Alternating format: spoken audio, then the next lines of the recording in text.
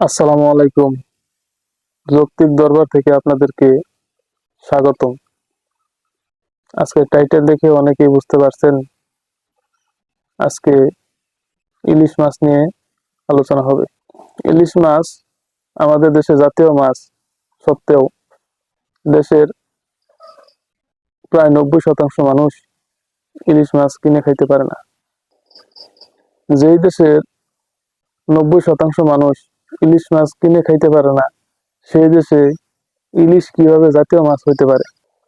এটা হলো আমার প্রশ্ন।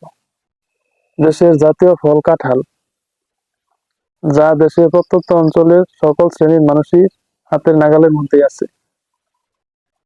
এটা জাতীয় ফল হওয়ার যথার্থতা রাখে, কিন্তু ইলিশের ক্ষেত্রে তো তা নয়।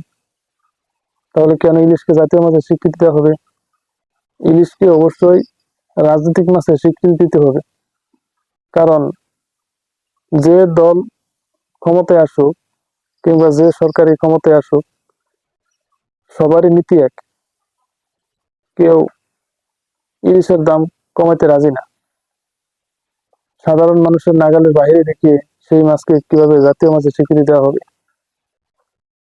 তাই আমার ঊর্ধ্বতন কর্তৃপক্ষের কাছে আকুল আবেদন, পাঙ্গাস অথবা তেলাপিয়াকে জাতীয় মাছের স্বীকৃতি দিয়ে, ইলিশকে রাজনৈতিক মাছের স্বীকৃতি দিয়ে দেশের জনগণকে নিরাশার হাত থেকে রক্ষা করুন।